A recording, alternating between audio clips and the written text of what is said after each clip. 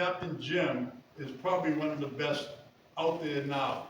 His father was the king, make no doubt about it. His father was the man.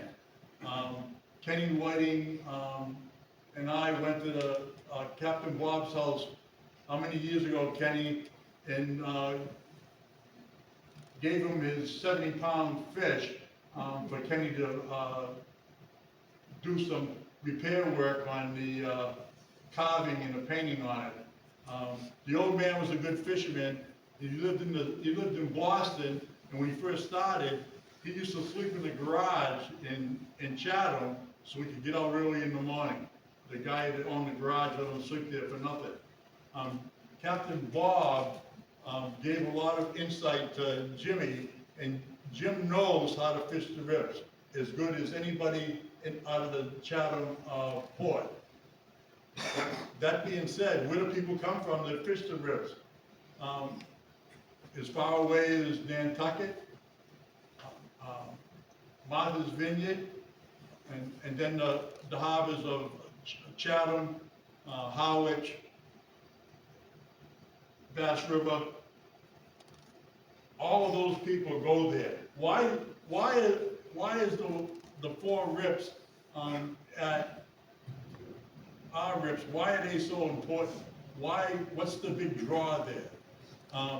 You have the Canadian water coming down, you have the Nantucket water coming down, and that brings in multiple types of bait.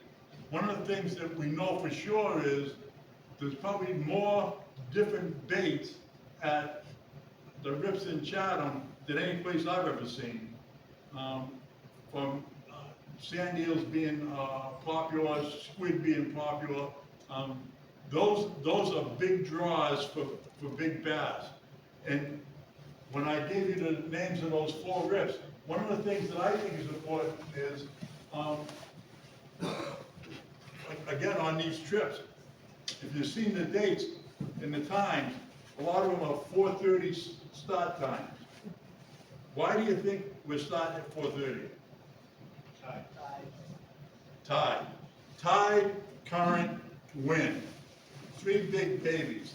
They are what dictates what's going to be going on.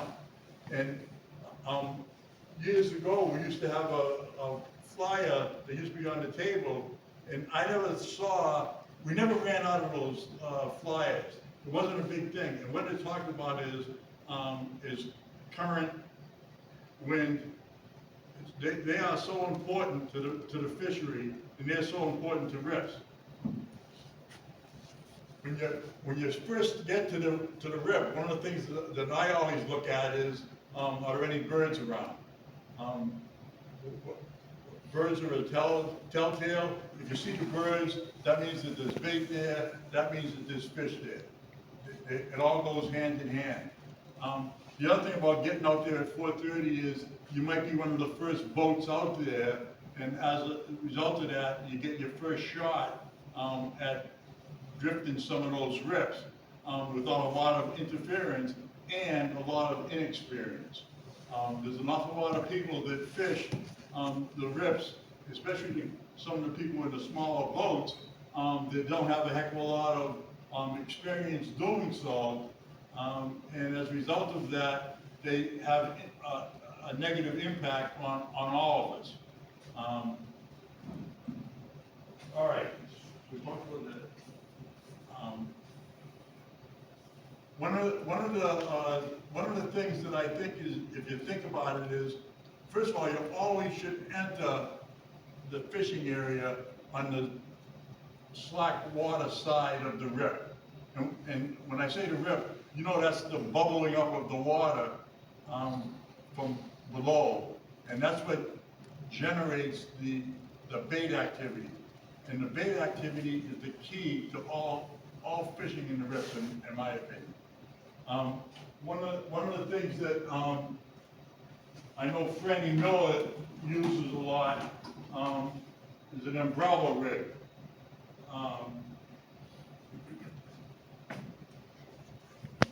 I know that last year, when Franny was throwing this over the side, it wasn't even underwater, and they had fish on.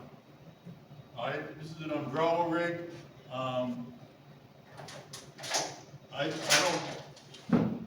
I don't use them myself. I did earlier in my career when I first started fishing because I was trying to catch up to McKeel and Cottle, and people like that. And once I realized that they're using little flies and stuff, I didn't have to worry about using something like that. All right?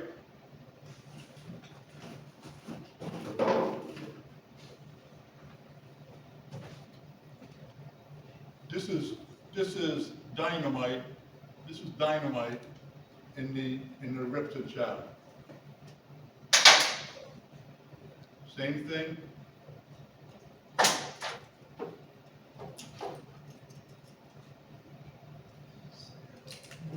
Savell, right? This is dynamite.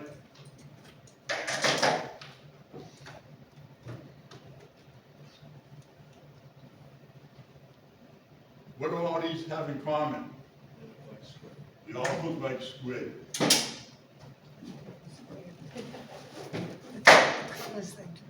We've got five of these. That one's probably. We got five of these that Jim Luce has made at the tackle shop that used to be the Sunrise in Harwich on Route 28. And the club is selling these at $10 a piece if anybody's interested. On this other stuff, except for the studio, anybody wants to give us $5, we'll take that on those. All that stuff is, except for the new ones, have all caught striped bass at the rips. All right? Anybody have any questions yet? Jack? Yeah. Can you talk about the different colors and why you use them? The colors, that's to match the bait type of thing in most cases, and because it's squid, squid is the most popular thing, you do that. Again, one of the things that I always try to do is I try to pay attention to what the bait looks like, what the size is. It's just like, I know that there's been a couple of worm hatches recently on the Cape here, and the guys that are hooking up on these early striped bass are matching the hatch. The colors are so important in the sense that you're matching what's in the water. One of the things that I think is, I prefer now to cast from shore. I'm a shore, I think I'm a better shore fisherman than I am a boat fisherman. I'm using a lot of stuff that, from jigs to bronze Z's to things like that, and I use white and dark, those two colors. I don't jump all around like I used to. I used to, if I went into a store and you see all the different colors on of the same lure on the wall, and every time you go in, you buy a different color. So now you've got 20 different colors. And I gotta be honest with you, I use black and white 90% of the time. And this is mine. I've been using stuff like this for years, very effective. But again, one of the things that I think is important in any of this is listen to the people that are beside you if they're catching fish. They've already proven that what they're doing is right. And if they're using orange and they're catching a fish every time they drop it down, you're gonna be damn fool to you if you're using something else.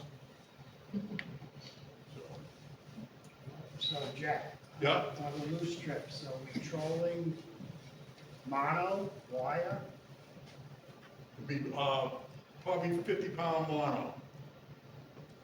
And they don't use wire like they used to.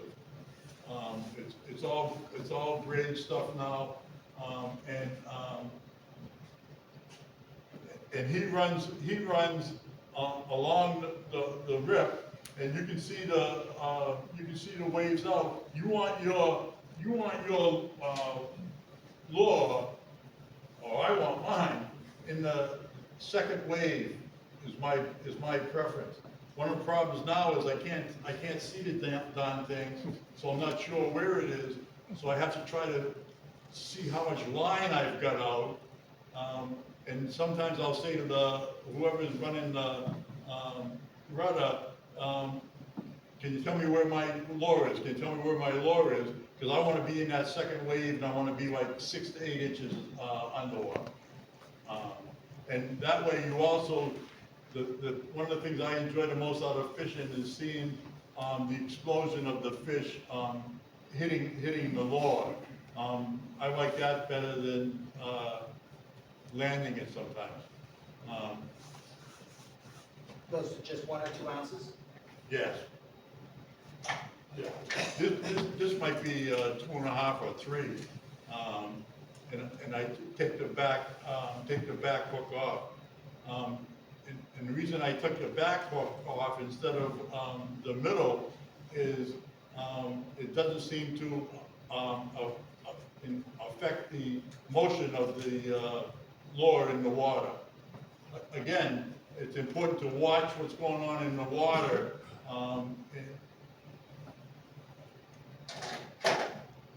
One of the things that I've seen on a lot of the loose trips with some of the guys is they don't fight for position on the boat. When you go on a 6-pack, for instance, there's usually 4 rods in the water, 2 in the back and 1 on each side. And there's 6 of you, so there's 2 people that aren't there. Somebody has to be in charge and say, okay, Bruce and Kenny, you go first. The fact that they're my buddies doesn't have nothing to do with them going first. It's just that they're my buddies, so they're gonna go first. And where you guys wanna be? You wanna be in the back? You wanna be in the front? You try to put them where they want. You try to put people where they're comfortable. Howard Mulhern, over the years, Howard Mulhern has probably said the funniest thing more times on trips where he'd say, gee, this lure doesn't seem to be working. And you have to be there to think, like, I thought more people would laugh. Howard, did you think that was funny?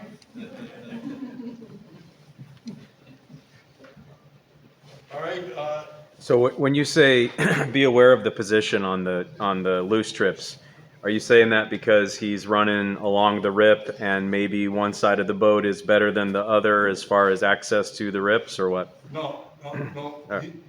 You always enter the fish area on the slack water, and you try to go with the current and have the current take the boat down the rip, and that's what makes the bait look so authentic.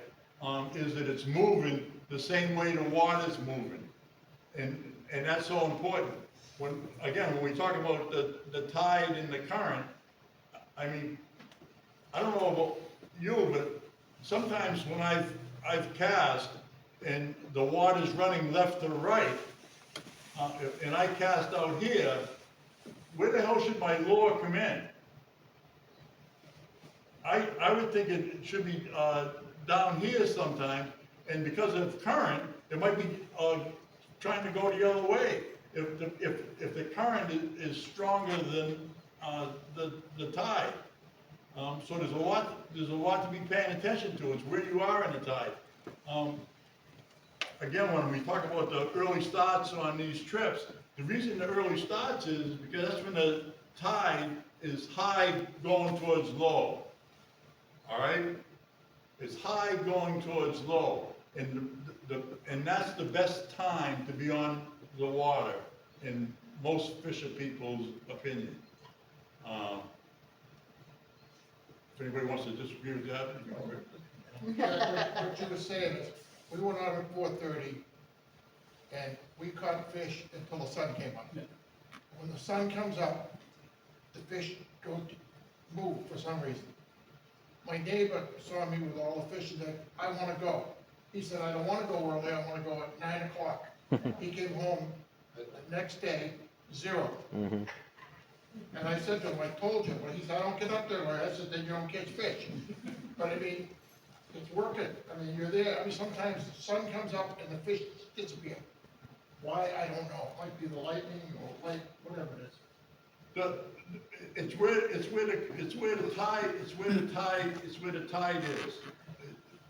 The tide and where the fish are in the water column. And where they are in the water column, it depends on the bait.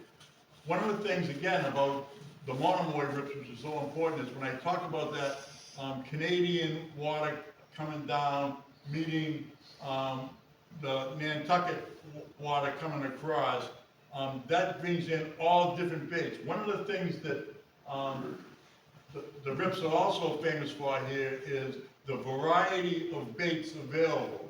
When we talk about, I think squid and sand eel are definitely top money winners. There's all sorts of bait there, little crabs, everything. Last week on the Real Grit, when we were flounder fishing, we caught striped bass, and they were throwing up crabs in Cape Cod Bay. They were throwing up crabs that they were eating.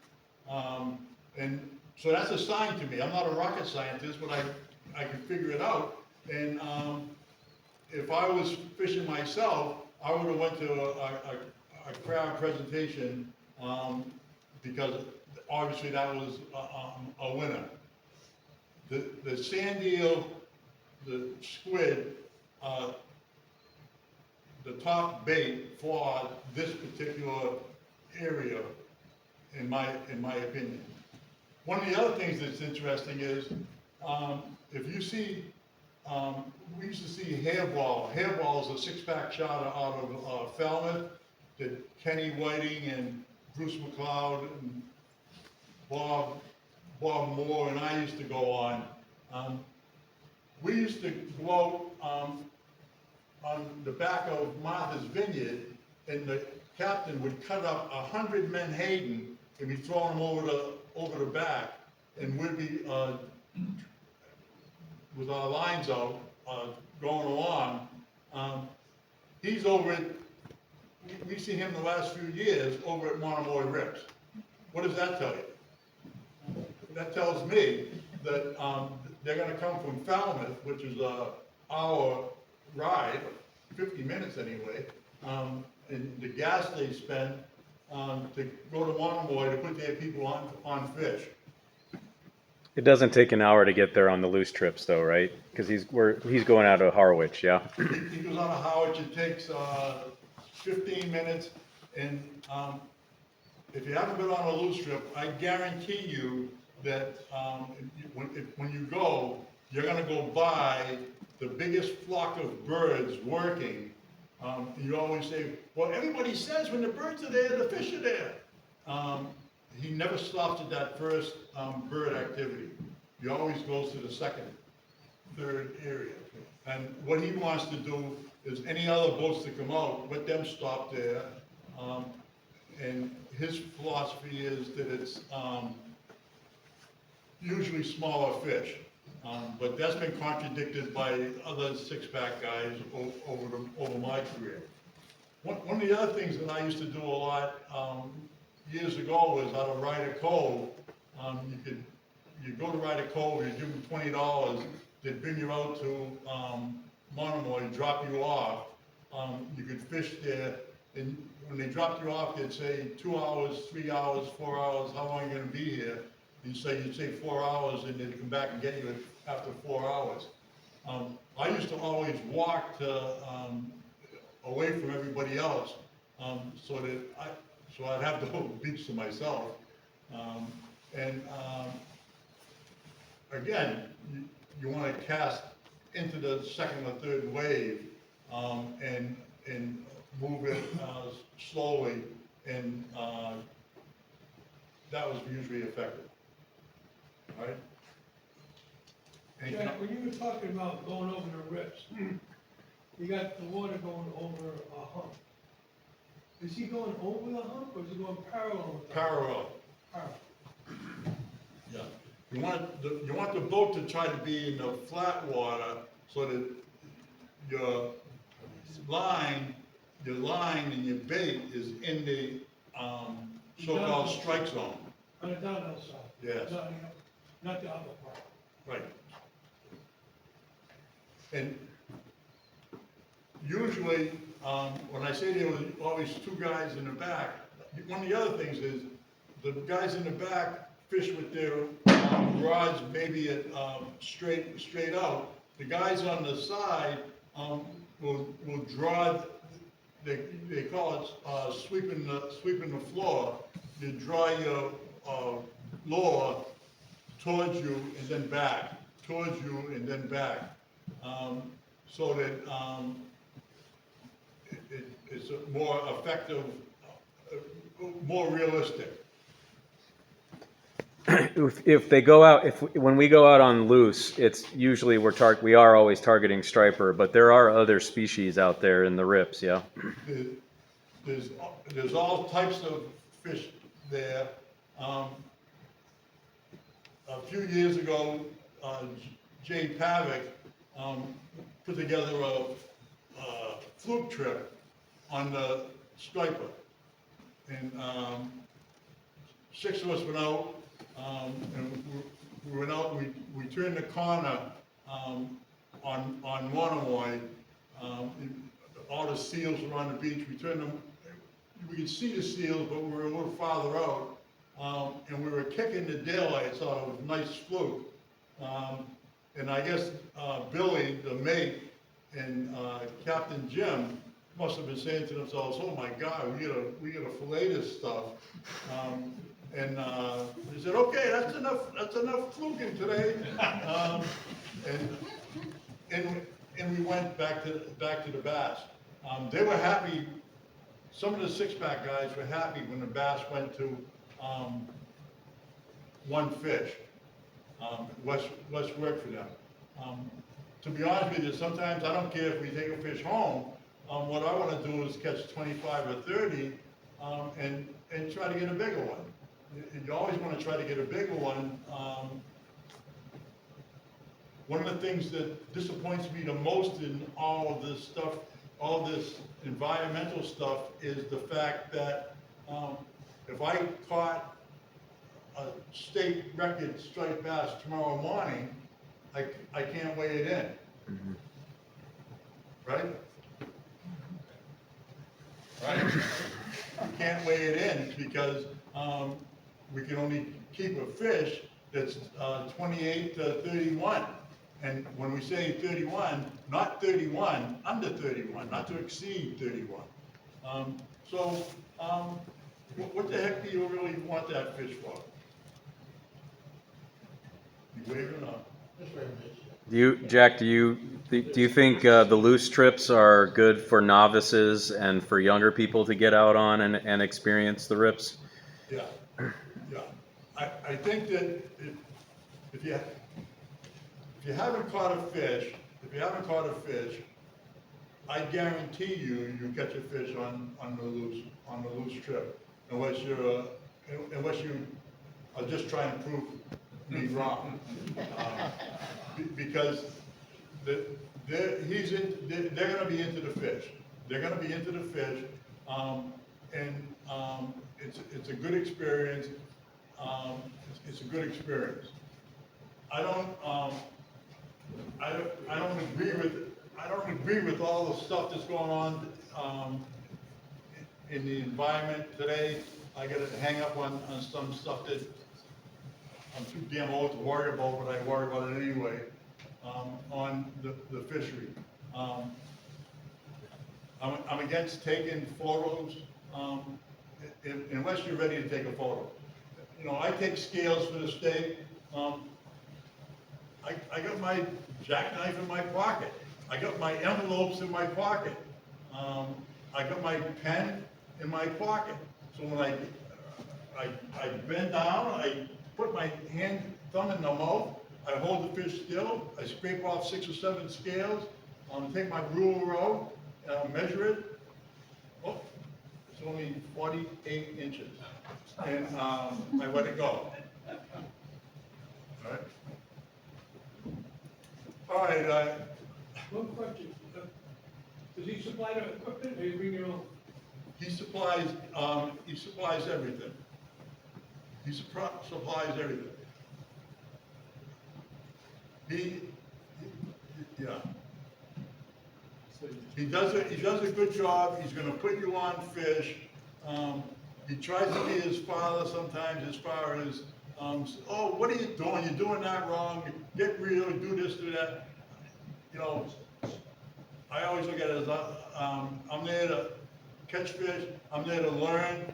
A lot of times, somebody might be on the boat that I haven't spent a lot of time with, and they might show me something that I'll put in my memory bank and use it later on.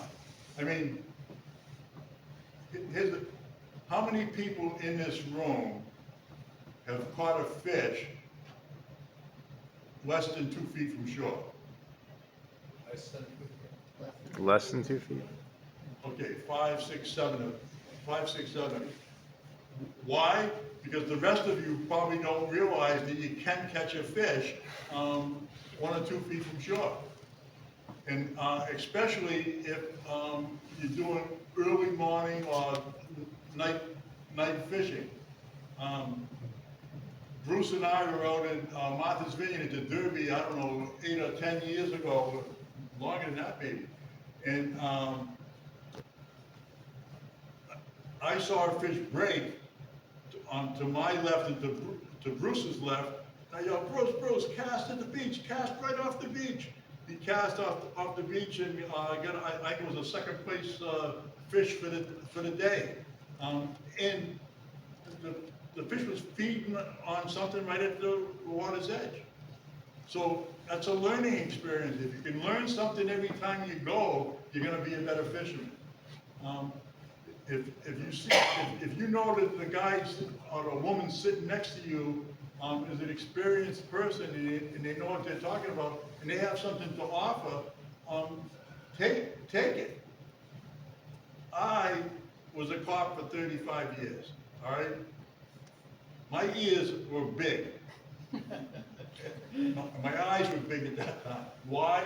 Because I tried to see and hear everything I could because I never knew when it could be important to me. And I take that into my fishing, to be quite honest with you.